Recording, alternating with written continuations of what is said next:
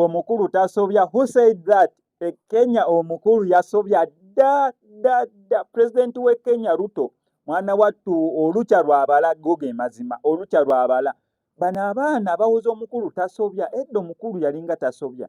Ne generation Z eno mwana wattu omukulu asobya. Nera bukyanga omukulu asobye Kenya kimutwalidde omwaka mulamba. By the way, kuva ku biri ebya financial bill tebalekeranga awo just baberanga abawumulamu babafune energy endala kati ndoza banywedde ka rock boom oba buneno bu red bull oba bukyena je rock boom red bull sting obo bu energy drink kati ate bakomyewo mu phase endala.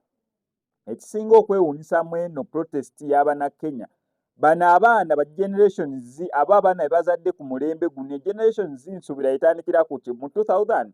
Yes, mu 2000 yao mwana wattu batabbo okumanya nti batabbo ate abawala basinga okubeera ab'ettabbo. Omuwala yafubuuse ssenyenge gwe bataddewo barriers yakutte omuti nakozesa omuti nga binene bibagira bati abazungu sima oba sport bagiyita batya nosimba omuti n'obuuka akuuma oba high jump oye high jump mwana wattu omwana yakutte omuti n'abuuka ssenyenge kyokka nga mwana wa buwala. Abaana ab'obuwala basingamu okubeera ab'ettabbo mweno.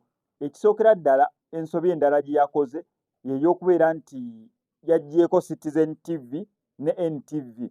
Mukimanyi bulungi nnyo muno NTV esiguka wa esiguka Kenya esiguka South Africa.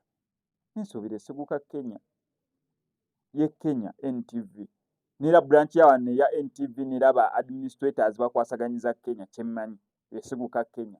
So ye wali main branch kati NTV ne bagijjako.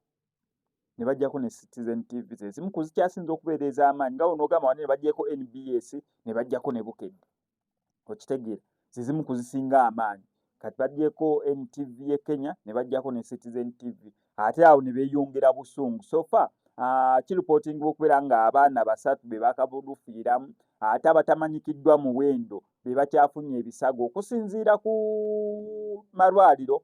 Report zigamba mbu ebisago abasinga okufuna bisago bya masasi mundu okitegeera abasinga okuddusibwayo ebisago n'abasinga abafudde bafudde bisago bya mundu naye ng'abaana bo amazima ga Katonda bakambwe otunulira ebifaananyi ebyo n'okakasiza ddala nti abaana banene bakambwe ebya ddala.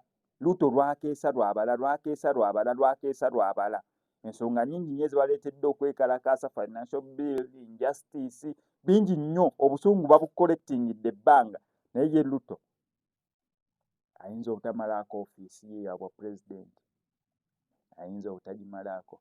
Tumusabire busabizi. Wano ku SMX Media ndasigala nku updates gwe tulina okukola subscribing and the notification bell ebisigadde obitulekere. Si wano ku SMX Media nkutegeeza nti tusobola bulungi nnyo ku recording oluyimba olwa audio gwe nawe wenna yandiyagadde recording oluyimba lwa audio otukulirako obukubizi ku namba esimu naawe kennyini n'oluyimba lwa audio nga wandiyagadde olukolera music video esobola okuzanyibwa ku TV stations mu ggwanga lya Uganda wonna bambi tukubireko obukubizi ku namba esimu. Naawe kennyini n'omukolo gwa mbaga kwanjula kintu kyonna ekyetaagisa videographer okuba ku namba esimu ebisigadde n'obitulekera.